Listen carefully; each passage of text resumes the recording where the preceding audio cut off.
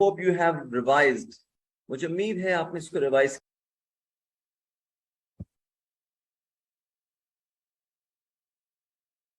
इस वक्त हम स्टडी कर रहे हैं क्लास में, तो आपसे रिक्वेस्ट ये है कि कोई भी हासिल करने आए हैं, फ्री फंड में एजुकेशन हासिल कर रहे हैं, वो भी पढ़ने की कोशिश करेंगे। फिर माइंड मैप वगैरह को 3 मिनट्स टाइम, और सारा नो वरीज हम आपसे बात करेंगे। अगर जैसे आप फर्स्ट क्लास में आई हैं तो हम आपको पूरा सब कुछ बताएंगे, आप बिल्कुल फिक्र नहीं करें, हम है ना, आप बिल्कुल फिक्र नहीं करें, हम आपको बताएंगे सब कुछ। और ओके, आपके पास 3 to 4 मिनट्स का टाइम है।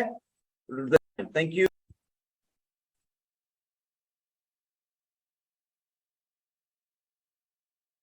Right, so it's a good feedback. So I am moving to होते हैं और आपके मैसेज नहीं होएगा, answering you each and everything, no problem at all, right? So moving towards next topic, that is affinity diagram. Yes, Alian, you're right. Okay, now the topic that I'm going to start, that is affinity diagram.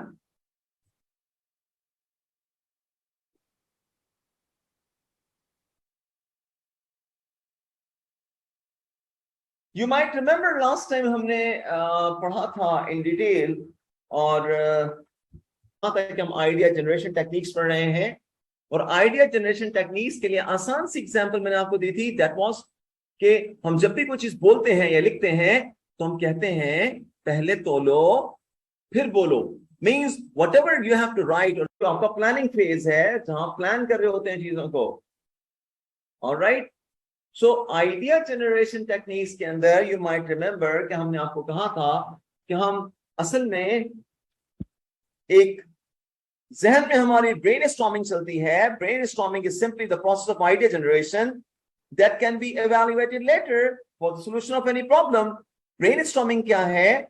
Brainstorming एक ऐसा process है जिसमें आपके जहन में बहुत सारे ख्यालात की यलगार होती है। ख्यालात back to back, one after one आपके जहन में आ रहे होते हैं, लेकिन ये रैंडम टाइप के होते हैं, ये बड़े स्कैटर्ड किस्म के होते हैं। हमें इसको किसी सिस्टमैटिक वे में लाना होता है, right? You got the point? Yes Danish, you are right.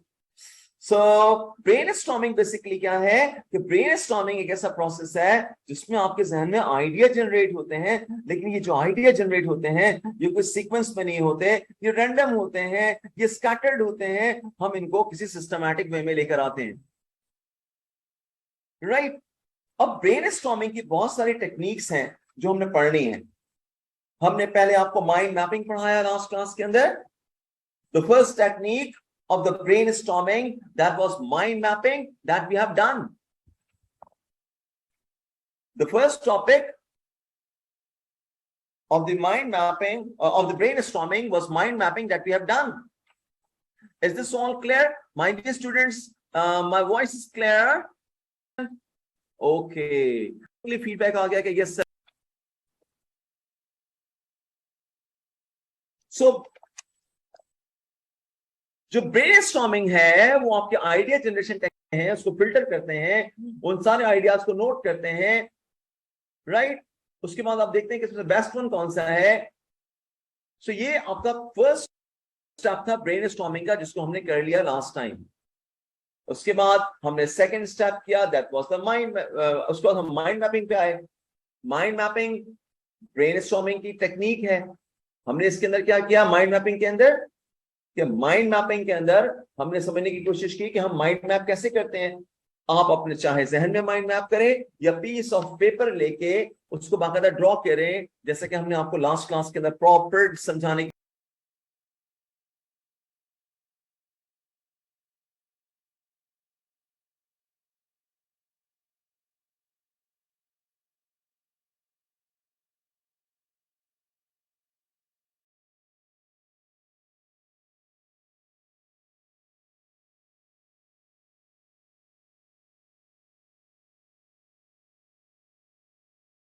कोशिश की थी। Here it is, right? कि माइंड मैप बेसिकली एक ऐसी डायग्राम है जो कनेक्ट करती है आपके सारे इंफॉर्मेशन को around the central subject, central topic. क्या आपने जो खास मेन काम आपका है जो आपने करना है वो आपने सेंटर में लिख दिया, और उसके साथ ही जो नोड्स कनेक्टेड हैं उससे रेलेवेंट जो आइडियाज हैं वो नोड्स में आ गए। सो इस तरह से आपने a mind map is a diagram that connects information around the central subject, and it is usually looks like a branches of a tree। इसीलिए हम इसको माइंड मैप कह रहे हैं कि इसके अंदर कुछ ट्री है।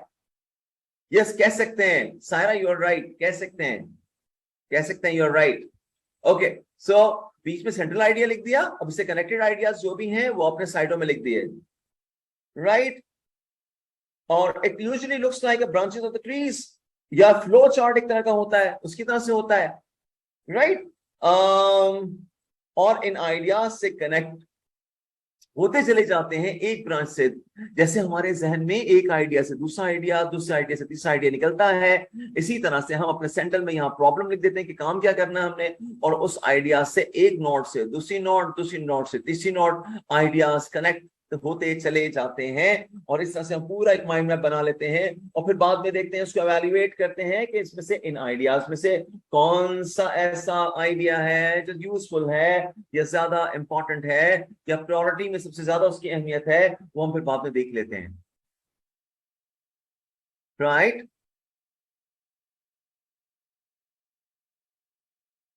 Okay, after understanding mind mapping, जो आज हमने टॉपिक करना है that is affinity diagram.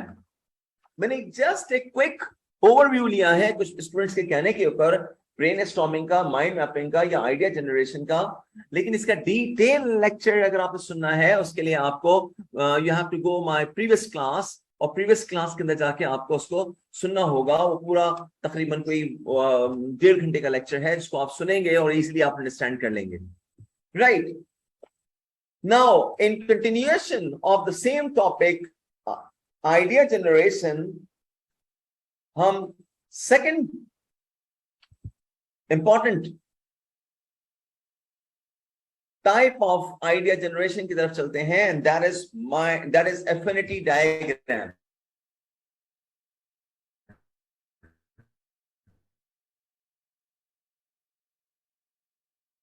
Right? इसे हम एफिनिटी चार्ट भी कहते हैं। सो एफिनिटी डायग्राम और affinity chart help us to organise the random ideas into groups और अ थीम और अ कैटेगरीज और अ कैटेगराइज। एफिनिटी डायग्राम एक ऐसा प्रोसेस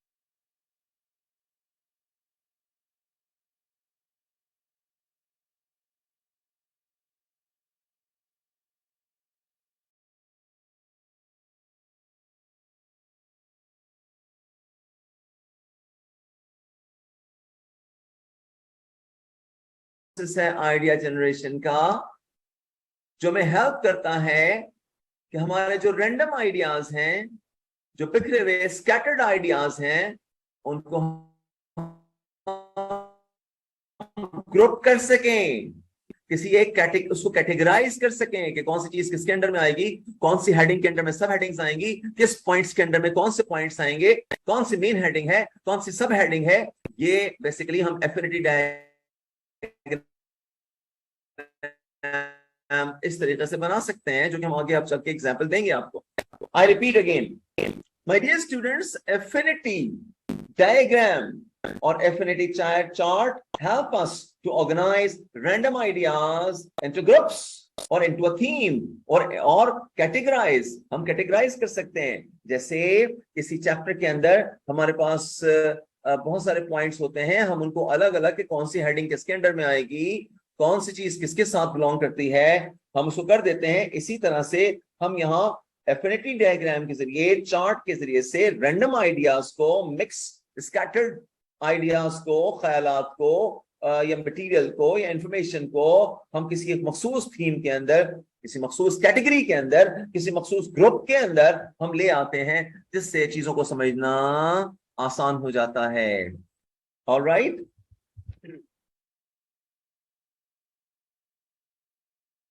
जब भी हम क्रिटिकल थिंकिंग करते हैं या क्रिटिकल थिंकिंग प्रोसेस में होते हैं, हम सोच रहे होते हैं किसी प्रोजेक्ट के ऊपर, को आइडिया जनरेशन प्रोसेस के अंदर होते हैं, तो ऐसे स्टेप के अंदर हमें इस तरह की टेक्निक्स बड़ा यूजफुल होती हैं, राइट। एफिनिटी चार्ट्स और एफिनिटी डायग्राम्स ये हमारे आइडियाज को ऑर्गेनाइज करती हैं, राइट, किसी खास पैटर्न में, किसी खास सिस्टम में ढालती हैं, राइट। और इस तरीके से हमको लिस्टिंग कर सकते हैं बाकायदा कि कौन सी चीज मेन हेडिंग है और कौन सी उसके नीचे सब हेडिंग है। दिस मीन्स कि हमारे आइडियाज जो हैं विद इन ईच हेडर, हमारी ख्यालात में मेन आइडियाज क्या हैं और उनके नीचे लिस्टेड सब हेडिंग्स क्या होंगी, वो पूरी सीक्वेंस हम बना सकते हैं। एसेंशियल फीचर्स क्या हैं एफिनिटी डायग्राम के, आइए देखते हैं। What are the essential features, एक एफिनिटी डायग्राम के एसेंशियल फीचर्स क्या हैं, आइए देखते हैं। First of all, list of ideas that comes to the mind without any interference. आपके जहन में जो भी आइडियाज आ रहे हैं उनको नोट कर लीजिए पीस ऑफ पेपर पे, मिसाल के तौर पे, या अपने जहन के अंदर जैसा चाहें। The second is identifying patterns within the ideas generated. आप आइडेंटिफाई कीजिए पैटर्न्स को कि कौन कौन से पैटर्न सेम पैटर्न पे आइडियाज हैं या मिलती जुलती हेडिंग्स हैं या पॉइंट्स हैं, उनको आप आइडेंटिफाई कर लीजिए उन पैटर्न्स को एक तरफ। Number 3, keeping similar ideas together in header. जो सिमिलर आइडियाज हैं उसको अंडर द वन हेडिंग रखें, दूसरी कैटेगरी के जो सिमिलर आइडियाज हैं उसको दूसरी हेडिंग के नीचे रखें, और इस तरह से so on you can make your affinity diagram. आइए देखते हैं इस एग्जांपल के अंदर। दिस वुड टेल यू और gives you a complete idea.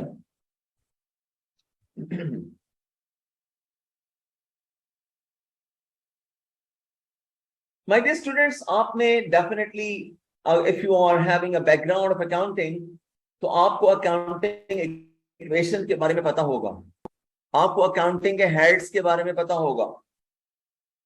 मैं थोड़ा सा लिंक करूंगा उसको, जो जिनका बैकग्राउंड नहीं भी है उनको भी मैं समझाने की कोशिश करूंगा तो समझ में आ जाएगी कि अकाउंटिंग इक्वेशन क्या चीज होती है।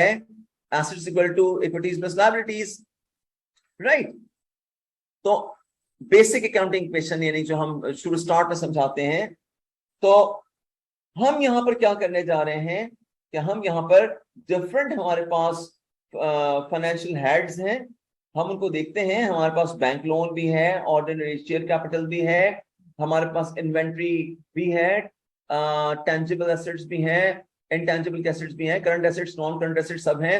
इसके अलावा री एवेल्युएशन रिजर्व्स भी हैं, ट्रेड पेबल्स हैं, ट्रेड रिसीवेबल्स हैं, ओवरड्राफ्ट है, रिटेन अर्निंग है, इनटेंजिबल एसेट्स हैं, कैश एट बैंक है।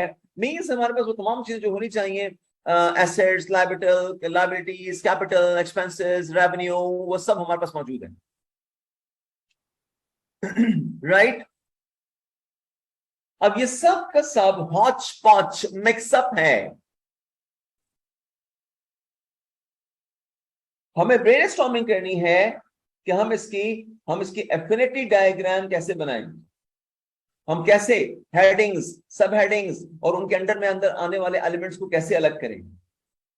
तो माय डियर स्टूडेंट्स, सिंपल सी टेक्निक है। ये देखिए आपके सामने इस पिक्चर में नजर आ रही है कि जो मेन हेडिंग्स होती हैं, टॉपिक होता है, टाइटल होता है, वो आपकी मेन हेडिंग्स, आपकी जैसे ये ब्लू शेड के साथ जो आपको दिखाया हुआ है इस पिक्चर के अंदर, इस मॉडल के अंदर, उसमें आप हेडिंग्स नोट करते हैं जो टॉप पे होती हैं।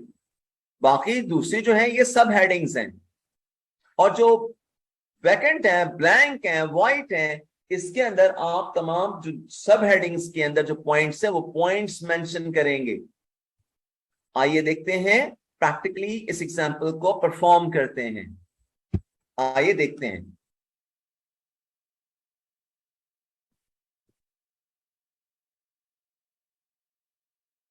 My dear students, here you have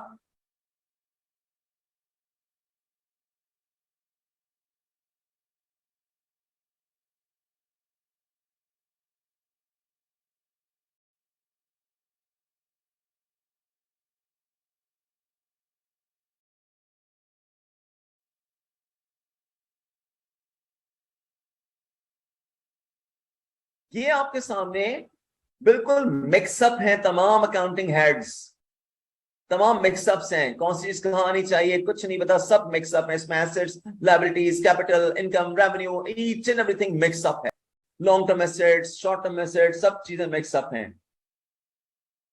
हमने इनको अलग करना है। आइए देखते हैं अकाउंटिंग इक्वेशन। जब हम देखते हैं तो अकाउंटिंग इक्वेशन जो है वो assets equal to equities plus liabilities होती है। ये हमने एसेट्स की हेडिंग बताई, यहां इक्विटीज एंड लायबिलिटीज आई। जब भी आप कोई अपना टी अकाउंट बनाते हैं और अकाउंट के टी अकाउंट में एक तरफ आपके एसेट्स और दूसरी तरफ आपके इक्विटीज एंड लायबिलिटीज होती हैं। Everybody knows assets equal to capital plus liabilities या equities plus liabilities, basic accounting equation है। अब एसेट्स के अंडर में आ गए हमारे पास नॉन करंट एसेट्स और करंट एसेट्स, सब हेडिंग्स आ गई, राइट। इसी तरह से इक्विटीज की अलग हेडिंग बना दी और लायबिलिटीज की अलग हेडिंग बना दी, राइट।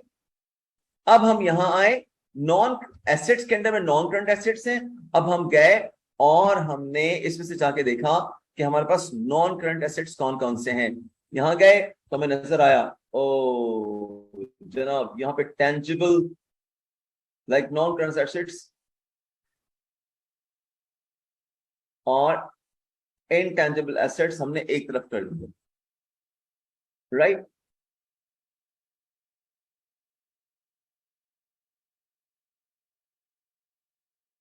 करंट एसेट्स की तरफ आए तो हमें नजर, राइट, इन्वेंट्री हमारा करंट एसेट्स हो गए।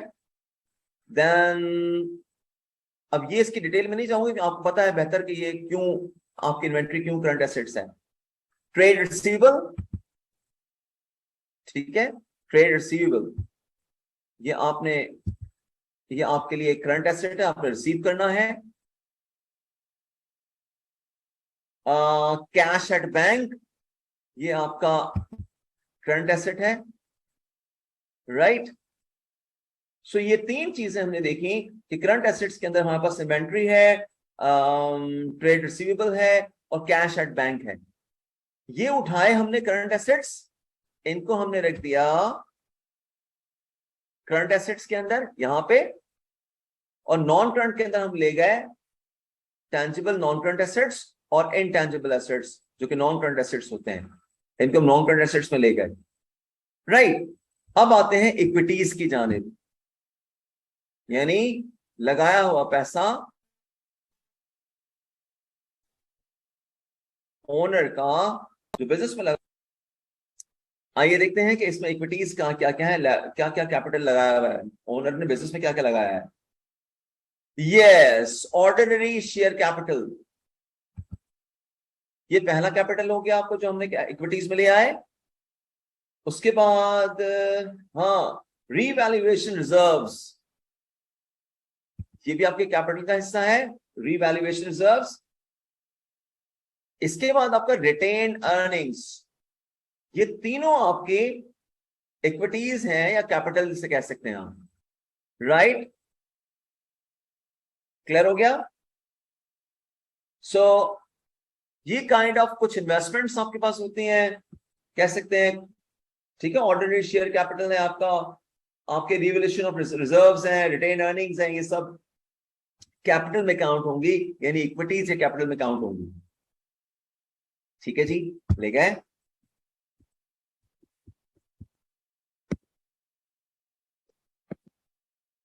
हम ले गए उसको कहां पे, इक्विटीज के अंदर, राइट। अब आ गए लायबिलिटीज में, आपके सर पे कर्जा उधार क्या क्या है जो आपने देना है, उतारना है। Number one, bank loan that you have to return, देना है आपने, पे करना है। देन ट्रेड पेबल, पेबल है ना, पेबल है तो लायबिलिटी आपके सर पे, राइट।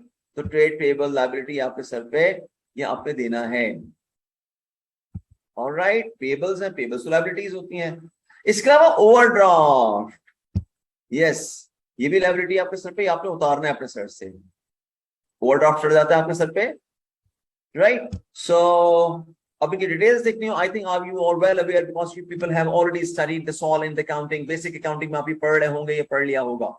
इसलिए I don't go in detail कि क्यों हम ओवरड्राफ्ट को लायबिलिटीज में लेके जा रहे हैं, हम क्यों जो है वो ट्रेड पेबल को लायबिलिटीज में लेके जा रहे हैं, या ऑर्डिनरी शेयर कैपिटल कैपिटल में क्यों जा रहा है, ये क्या होता है। तो ये सब चीजें यू हैव ऑलरेडी स्टडीड, और अगर कोई प्रॉब्लम आती भी है तो आप इसको थोड़ा सा चेक कर सकते हैं, स्टडी कर सकते हैं, या अपने अकाउंटिंग के टीचर से पूछ भी सकते हैं, राइट। लेकिन हमने यहाँ क्या करना है, इस सब्जेक्ट के अंदर ये समझाने की कोशिश कर रहे हैं कि how to make an affinity diagram.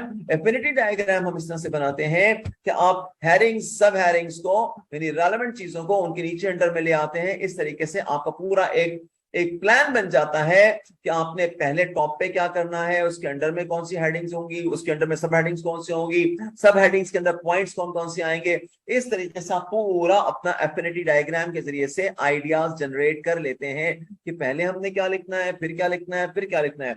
My dear students, to write a chapter और to write a whole like you can say thesis और टू राइट अ बुक, इन सब कामों के लिए आपको प्रॉपर्ली पहले आइडिया जनरेशन करनी होती है, आपको प्रॉपर्ली ब्रेनस्टॉर्मिंग करनी होती है। तो इसलिए आपको इस तरह की जो टेक्निक्स हैं, these techniques help you to generate your ideas and you can write them an effective manner। किसी अच्छे इफेक्टिव मैनर के साथ आप उसको लिखने की सलाहियत हासिल कर लेते हैं।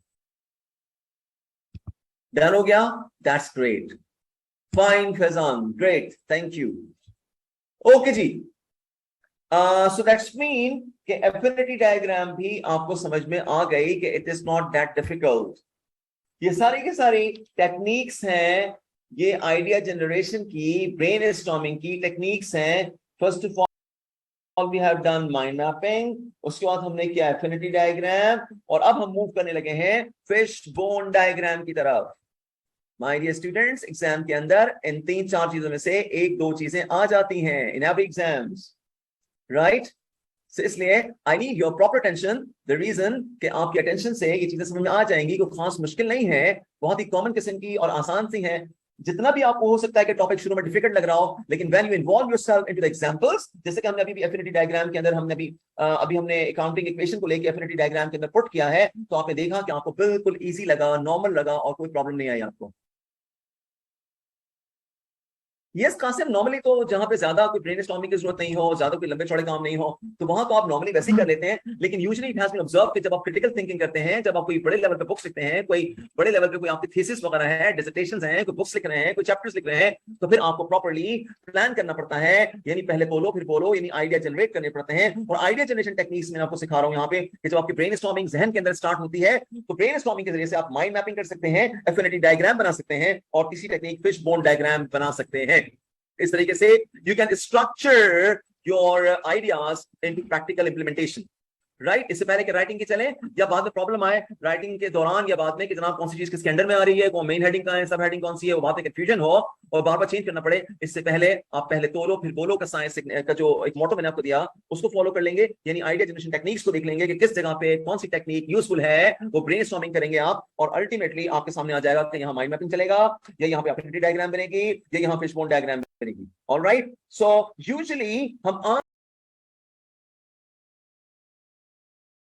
हमारे स्टूडेंट्स माइंड मैपिंग करते हैं, और अगर हमारे पास बहुत सारी चीजें हैं और उसको हमने स्ट्रक्चर करना हो लिखने से पहले कि हेडिंग कौन सी होगी, सब हेडिंग कौन सी होगी, उसके अंदर में पॉइंट्स कौन से होंगे, तो ऐसी सिचुएशन में हम एफिनिटी डायग्राम बनाते हैं। और अब हम चल रहे हैं तीसरी कंडीशन को देखते हैं कि जहां पे कुछ कॉजेस किसी प्रॉब्लम के देखने हो और उन कॉजेस के इफेक्ट्स क्या हो रहे हो, अगर ऐसी कंडीशन आ जाए तो उसे फिर हम वहां पे हम फिश बोन डायग्राम बनाते हैं, right. So there are 3 different situations कि जिस 3 डिफरेंट सिचुएशंस में से हम देखते ये हैं कि हमें कौन सी सिचुएशन में है, उसके मुताबिक हम फिर डिसाइड कर लेते हैं कि यहाँ पे माइंड मैपिंग हो सकती है, या यहाँ पे एफिनिटी डायग्राम बन सकता है, या यहाँ फिशबोन डायग्राम के जरिए से हम अपने मसले को हल कर सकते हैं, राइट। सो कासिम साहब, जो सिचुएशन होगी उस सिचुएशन के मुताबिक as per situation we decide कि which specific techniques we should use or implement. This is based on the situation. All right, I hope this point is clear.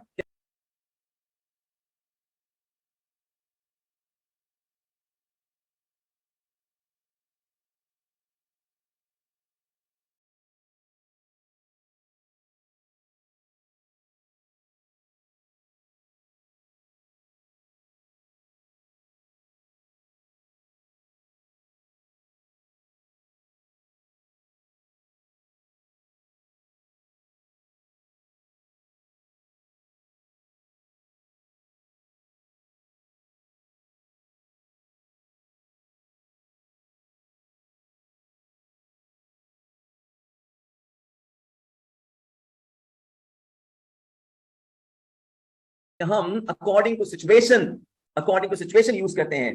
देखिए बहुत सारे काम करते हैं, कहीं पे ऐसा होता है कि आपने मिसाल के तौर पे मैं आपको एग्जांपल देता हूं कि जनाब आपने इंटरमीडिएट कर लिया है, राइट, गौर से सुनिएगा, you have done the intermediate, अब इंटरमीडिएट कर लिया है। अब इंटरमीडिएट के बाद आपके जहन में आ रहा है कि जनाब मैंने अब आगे जाना किस तरफ है।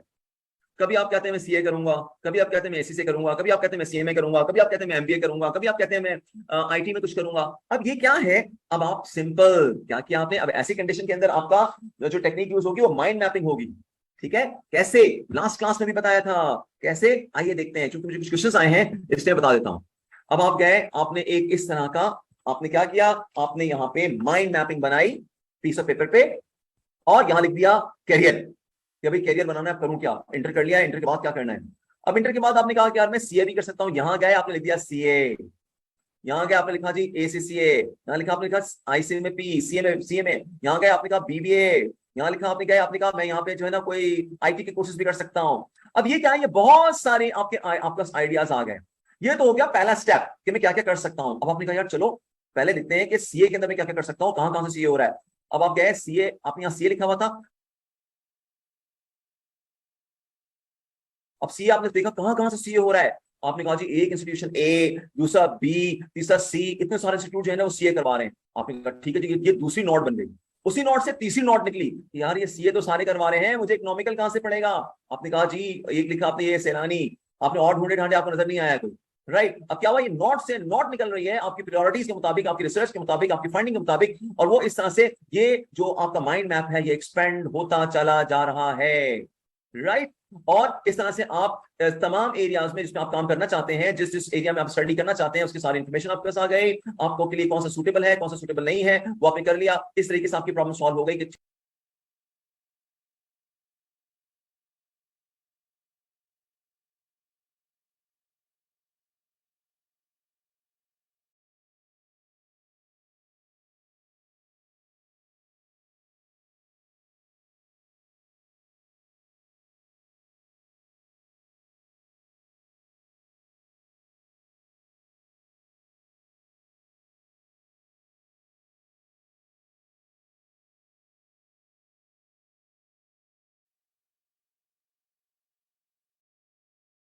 एरिया में आप स्टडी करना चाहते हैं उसकी सारी इंफॉर्मेशन आपके पास आ गई, आपको के लिए कौन सा सूटेबल है कौन सा सूटेबल नहीं है वो आपने कर लिया। इस तरीके से आपकी प्रॉब्लम सॉल्व हो गई कि ठीक है जी मैंने कैरियर के लिए नेक्स्ट स्टेप सीए लेना है और सीए मैंने सैलानी से करना है, और उनकी आगे और दूसरी नोट से निकल आया आपका इन्फॉर्मेशन ली थी आपने कि जी इसकी इतनी फीस है, इतना ड्यूरेशन है, और वगैरह वगैरह वगैरह, राइट। अब ये क्या है, अब ये क्या है, ये बेसिकली एक टेक्निक हो गई कि यहाँ इस एग्जाम्पल के लिए यहाँ पे mind mapping was fit, right,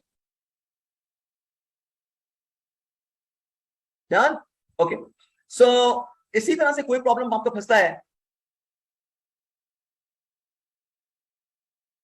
ये हम सीए में क्यों पढ़ रहे हैं, हम सीए में इसलिए पढ़ रहे हैं कि हमने राइटिंग टेक्निक्स देखनी है।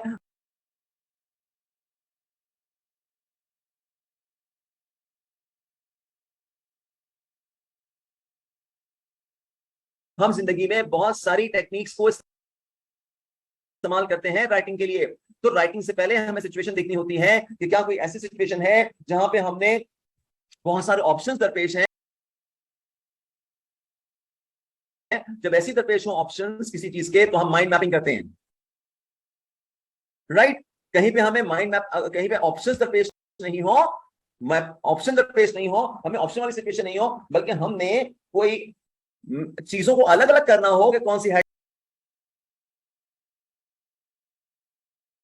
सब हेडिंग किसके अंडर में आएगी, राइटिंग करते वक्त, बुक्स लिखते वक्त, चैप्टर्स लिखते वक्त, या आगे जाके आपको पूरी पूरी केस स्टडीज सिनेरियोज होंगे उसको आपने लिखना होगा आगे जाके अगले सेमेस्टर्स में, तो उसकी बेस बनवाई जा रही है यहाँ पे, राइट, उसकी बेस बनाई जा रही है यहाँ पे, ओके, ताकि आपको आगे जाके जब लिखना पड़े तो आपको कोई प्रॉब्लम नहीं आए। क्योंकि हम में से लोग ज्यादातर सिर्फ ये समझते हैं कि यार इंग्लिश सही होनी चाहिए, वोकैबुलरी सही हो, ग्रामर सही हो, फिर आदमी जो चाहे लिख सकता है। My dear students, normal student यही सोचता है, लेकिन जो एक अच्छा स्टूडेंट होता है वो सोचता है कि राइटिंग की टेक्निक्स क्या क्या है, कौन सी जगह पे मेरी कौन सी टेक्निक राइटिंग की टेक्निक इस्तेमाल होगी, जैसे अकाउंटिंग के अंदर डिफरेंट सिचुएशंस में कैश फ्लोज के अलग प्रोसीजर, इनकम स्टेटमेंट्स के अलग प्रोसीजर्स, बैलेंस शीट के अलग प्रोसीजर्स, सिमिलरली राइटिंग के अंदर भी बहुत सारी सिचुएशंस डिफरेंट होती हैं। कहीं पे हमने ऐसे लिखना है, कहीं पे हमने चैप्टर लिखना है, कहीं पे हमने नॉर्मल राइटिंग करनी है, तो हर सिचुएशन में राइटिंग का स्टाइल डिफरेंट है। It is not like that कि आपके जहन में जो आया और लिख दिया।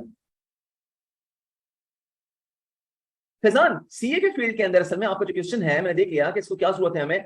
सीए के फील्ड के अंदर आपको बहुत ज्यादा आगे चल के राइटिंग करनी होती है। रोजमर्रा की बेसिस पे आपको लेटर्स लिखने हैं, रिपोर्ट्स लिखनी है, आपको मेमोज लिखने हैं, ईमेल के जवाब देने हैं, आपको अपनी प्रेजेंटेशंस देनी है। तो जब आपको इतने सारे मटेरियल लिखने हैं, बोलने हैं, तो सिस्टमैटिक किसी खास अप्रोच के मुताबिक लिखेंगे ना, या what ever comes in your mind you deliver it. ऐसा तो नहीं होगा ना कि जो भी आपके जहन में आया आपने लिख दिया। इसके लिए ये तरीका होता है माय डियर फ्रेंड्स कि आपको सिस्टम को फॉलो करना पड़ता है, उस सिस्टम को जिसके मुताबिक हम लिख रहे हो, जिसके मुताबिक हमने डिलीवर करना है। मिसाल के तौर पे आपने अपने अपनी जो करियर है आगे, उसके अंदर आपने जाके फील्ड के अंदर बहुत सारी अपनी प्रेजेंटेशंस देनी है, बहुत सारी प्रेजेंटेशंस बनानी है, डे टू डे आपको रिपोर्टिंग करनी है, बड़ी बड़ी रिपोर्ट्स बनेंगी आपकी। कहीं पे आपकी कॉस्टिंग पे रिपोर्ट बन रही है, कहीं पे आपकी ऑडिट रिपोर्ट बन रही है, कहीं पे आपकी टैक्स पे रिपोर्ट बन रही है।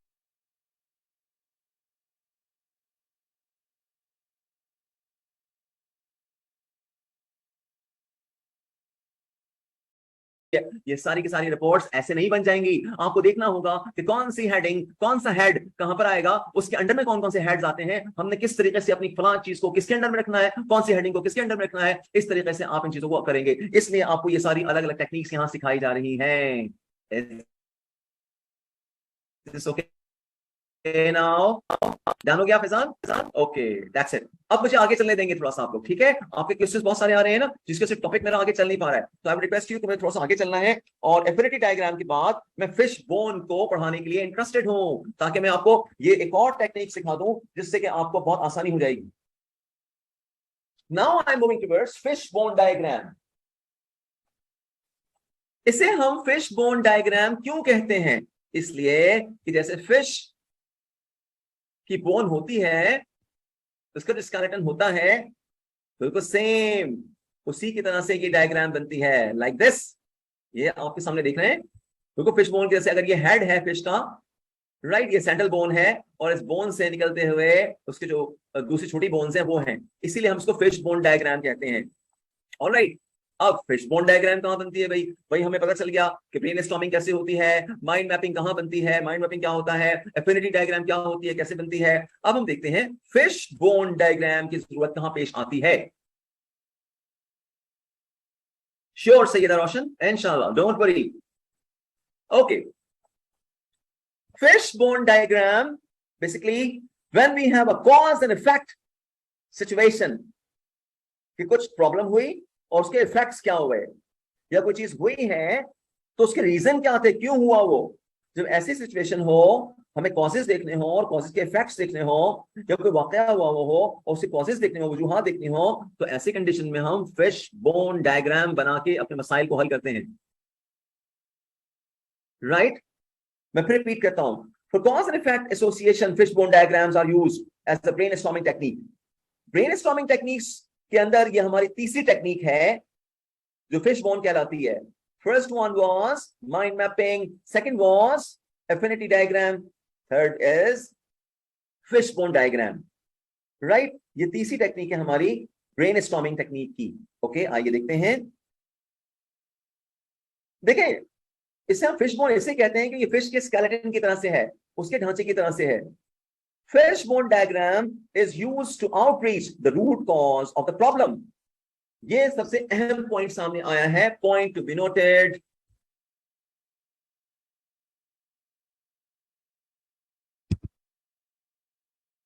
जो मैंने हाईलाइट किया है, आप भी हाईलाइट कर लीजिए। Fish bone diagram is used to outreach, ताकि आप पहुंच सकें the root cause of the problem, कि किसी आपको प्रॉब्लम तो नजर आ रही है, अब ये प्रॉब्लम हुई हो क्यों रही है। मशीन चल रही है, मशीन में से आवाज आ रही है, अब प्रॉब्लम तो है, आवाज आ रही है, लेकिन क्यों आ रही है, कॉज क्या है। राइट, बच्चे एग्जाम के अंदर मिसाल के तौर पे अनफॉर्चुनेटली जो है वो फेल हो गया, कोई फेल हो गया, अब वो अपनी फिश बोन बना के देखेगा कि यार प्रॉब्लम तो है कि मैं फेल हो गया, लेकिन इसके कॉजेस क्या हैं।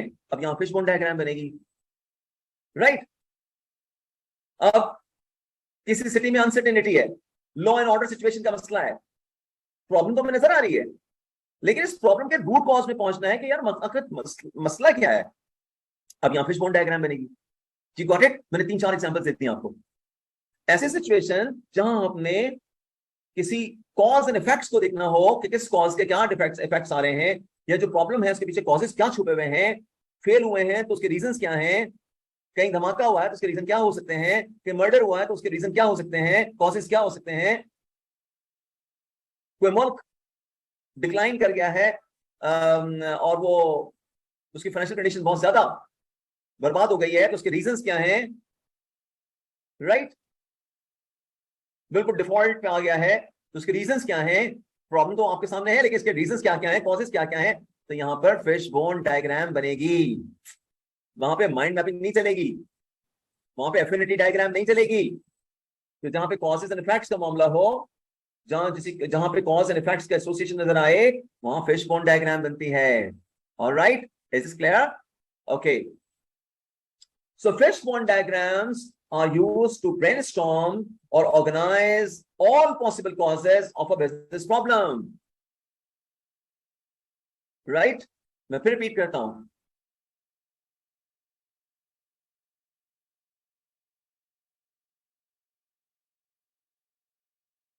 here it is. I've highlighted the important areas. Please, you should also highlight.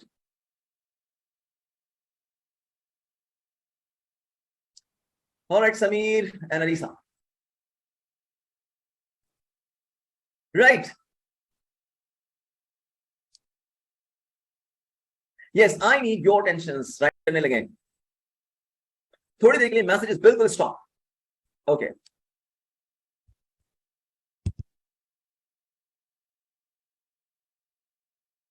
और थोड़ी देर के लिए मैंने चैट को स्टॉप कर दिया है, राइट? क्योंकि मुझे I have two is all possible causes of a brainstorm of a business problem. कोई भी आपकी प्रॉब्लम है बिजनेस के अंदर या कोई भी इस तरह की, तो आप बेसिकली उसके प्रॉब्लम की कॉजेस क्या है उसको आपने ट्रेस करना हो तो आप कर सकते हैं। हम चैप्टर नंबर 5 के अंदर कुछ पढ़ेंगे, एक मखसूस चीज, वहां पे इसका बहुत जबरदस्त इंप्लीमेंटेशन आएगा, लेकिन यहाँ हम थोड़ा सा एक ओवरव्यू ले रहे हैं। देखिए, हम persuasive argumentative writing chapter number 5 में पढ़ेंगे, परसुएसिव और argumentative writing, this will be the chapter number 5। वहां पे हम देखेंगे कि जनाब परसुएसिव आर्गुमेंटेटिव राइटिंग कैसे होती है। वहां पे फिश बोन डायग्राम बहुत ज्यादा यूज होती है अपने आर्गुमेंट्स देने के लिए। वहां पे जब पहुंचेंगे तो आपको उसको कुछ याद आएगा कि हाँ, पढ़ी थी हमने फिश बोन डायग्राम, उसका इस्तेमाल अच्छा यहाँ इस तरह से आ रहा है। ओके, सो इसकी हम यहाँ पे बेस बना दें पहले आपकी, राइट? आइए हम इसको बनाते कैसे हैं, आइए देखते हैं। Problem statement on the extreme side, जो भी प्रॉब्लम होगा वो एक्सट्रीम साइड पे आएगी, इधर लेफ्ट मोस्ट और राइट मोस्ट। ये फिश है तो फिश के हेड में प्रॉब्लम स्टेटमेंट आएगी, यानी हम क्या प्रॉब्लम सॉल्व करने चले हैं। डन।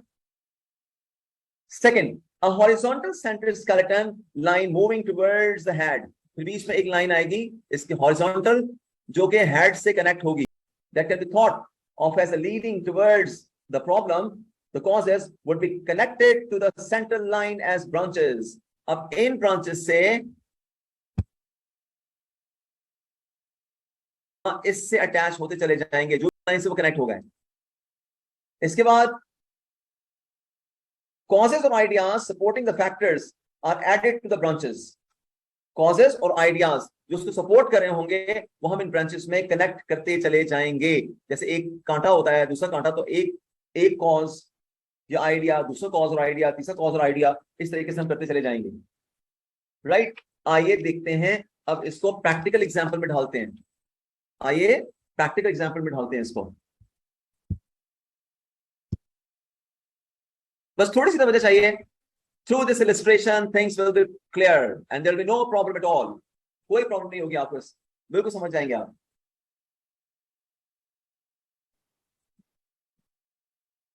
आप यूं समझ लें कि यहाँ पर लिख लीजिए कि शॉर्ट सर्किट हुआ है।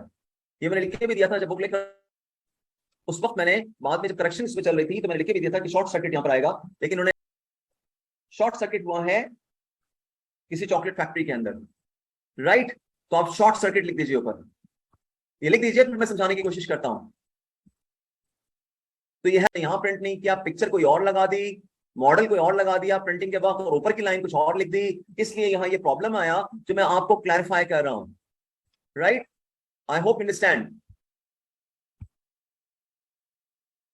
Okay, so you can see here कि हमने यहाँ जो मैंने हाईलाइट किया है हेल्थ एंड सेफ्टी हैजर्ड, इसको मैंने कट कर दिया और इसकी जगह ऊपर आपने लिखना है शॉर्ट सर्किट। प्रॉब्लम क्या है? Short circuit. कहां पे हुआ है? चॉकलेट फैक्ट्री में। अब हमने देखना है कि शॉर्ट सर्किट उस चॉकलेट फैक्ट्री में किस वजह से हुआ, कॉजेज क्या है, उसके कॉजेज क्या है, राइट। ओके, ये हो गया प्रॉब्लम स्टेटमेंट जो मछली के सर में हमने लिखा, क्योंकि फिश के हेड के अंदर प्रॉब्लम लिखा जाता है। ये लिखा हमने short circuit as assembly line, जहां पे प्रोडक्शन हो रही होती है जिन मशीनों के ऊपर, वो असेंबली लाइन कहलाती है, राइट। चॉकलेट्स बन रही है, उसमें शॉर्ट सर्किट हुआ है, ये हमारा, ठीक है, शॉर्ट सर्किट हुई है। अब हम देखेंगे कि क्यों हुई, कॉजेज के, हमारे कॉजेज क्या हैं शॉर्ट सर्किट के। कि जी मशीन हीट कर गई, हीटिंग थी, heat is not done, machine की सर्विस नहीं हुई, चल चल के आखिर मशीन है, कुछ भी हो सकता है, शॉर्ट सर्किट हो गया। तो सेकंड कॉज है कि सर्विस नहीं हुई, सर्विस मैनेजमेंट नहीं हुई प्रॉपर्ली, ये सेकंड कॉज हो गया, राइट। ठीक, अब थर्ड कॉज आ गया क्या, पावर फेलियर या पावर फ्लक्चुएशन। ठीक, ये भी कॉज हो सकता है कि पावर फ्लक्चुएशन होती है तो वो वहां शॉर्ट सर्किट हो गया। और फोर्थ जो है ह्यूमन एरर, राइट। इंसानी गलती भी हो सकती है कि किसी चलाने वाले ने कोई गलत प्लग कहीं और लगा दिया, या वायर कहीं गलत लग गई, राइट, या वायर्स आपस में टच कर गई। अब ये क्या है, ये कॉजेज हो सकते हैं। सो माय डियर स्टूडेंट्स, यहाँ पे हमने इस प्रॉब्लम का कि शॉर्ट सर्किट हुआ है चॉकलेट फैक्ट्री के अंदर, उसे कॉजेज देखे तो हमने ये देखा कि हीटिंग हो सकती है, सर्विस नहीं हुई मशीन की काफी अर्से से, ये कॉज हो सकता है, पावर फ्लक्चुएशन हो सकती है, इससे आग लग सकती है, इसके से ह्यूमन एरर हो सकता है। These are the causes, right. आजान हुई है और हम बिजी रहे अपने काम में, अल्लाह ताला माफ फरमाए। اللهم رب هذه الدعوة التامة والصلاة القائمة هذه محمدا الفضيلة والفضيلة والدرجة الرفيعة والأصل مقاما محمودا والذي وعد آله وأصحابه أجمعين آمين برحمتك يا أرحم الراحمين لا إله إلا الله بسم الله। और फिर इसके कॉजेज आ गए, ये चार कॉजेज आ गए। अब ये कॉजेज के फैक्टर, तो इसका मतलब क्या है, तो उसका फैक्टर ये हो सकता है कि ओवर बर्डन चल रही है मशीन, मुसलसल चल रही है, इसलिए हीट अप हो गई, चल रही है, तो हो सकता है कि उसमें आग लग जाए, उसकी मेंटेनेंस नहीं हो रही है। अब इसका क्या फैक्टर हो सकता है, इसका फैक्टर ये हो सकता है लैक ऑफ प्रिवेंटिव मेजर्स, यानी आपके यहाँ प्रिवेंटेशन, हिफाजत के जो मेथड्स हैं, मेजर्स हैं, वो प्रॉपर्ली परफॉर्म नहीं किए जा रहे, इसीलिए तो सर्विस नहीं हुई है। अगर आपके यहाँ हिफाजती नुक्ता नजर से प्रॉपर्ली आप मशीनों को देखते रहते तो आपके यहाँ फिर सर्विस मैनेजमेंट होती। तो आप, हमें पता चल गया कि सर्विस अगर नहीं हुई बहुत अच्छे से मशीन की, उसकी ट्यूनिंग नहीं हुई, उसकी ग्रीसिंग ऑयलिंग नहीं हुई, तो इसका मतलब ये हो सकता है कि बहुत अच्छे से उसकी प्रिवेंटेशन के जो मेजर्स हैं, जो उसको हिफाजती हिफ्ज मा तकद्दुम के तौर पे जो हम चीजें स्टेप्स लेते हैं, वो बहुत अच्छे से नहीं किए गए, इसलिए वहां पे आग लग सकती है, राइट। अब हम आगे पावर फ्लक्चुएशन पे। तो पावर फ्लक्चुएशन अगर हमारा एक कॉज है कि इससे आग लग सकती है, तो पावर फ्लक्चुएशन यानी वोल्टेज का ड्रॉप करना या वोल्टेज का एकदम अप हो जाना, ये उसका फैक्टर है जिसके बेसिस पे पावर फ्लक्चुएशन होती है। वोल्टेज का अप एंड डाउन होने से पावर फ्लक्चुएट होती है, उससे आग लग सकती है, राइट। इसी तरह से ह्यूमन एरर है।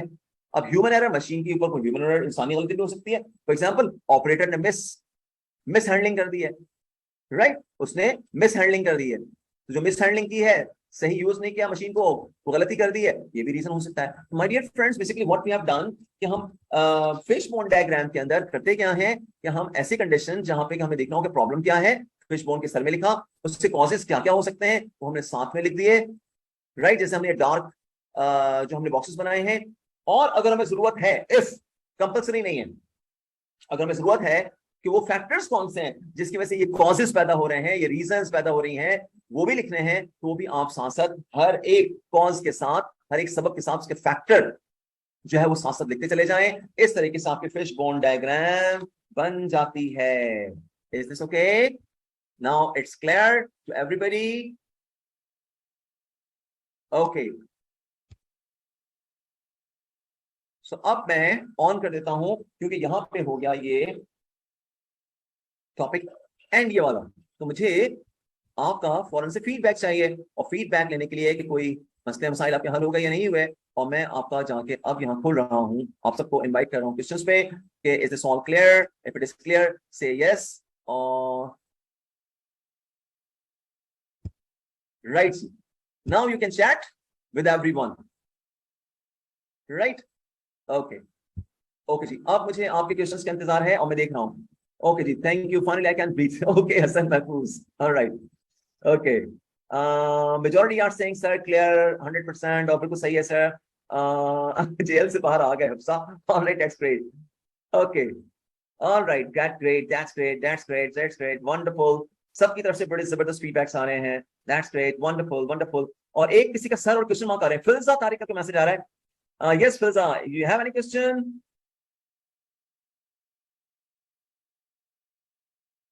अब्दुल राफी भट्ट, ठीक है भेज दो, कर लेंगे, नो प्रॉब्लम। अच्छा, आप सबसे रिक्वेस्ट है माय डियर स्टूडेंट्स कि आप लोग ना इंटरनेट पे जाइए और वहां पे लिखिए, इंटरनेट पे जाकर लिखिए कि fishbone diagram examples, affinity diagram examples, mind mapping diagram, mind mapping examples लिखिए, जाके आपके सामने बहुत सारे आएंगे। इस तरह से पता क्या होगा, आपके पास नंबर ऑफ एग्जांपल्स आ जाएंगे, इसको आप कर सकते हैं फिर, राइट? ठीक है, अच्छा जी, फिर से कह रही है एफिनिटी डायग्राम के फीचर्स रिपीट कर दें, ऑलराइट, क्यों नहीं, बिल्कुल करता हूं, अभी करता हूं।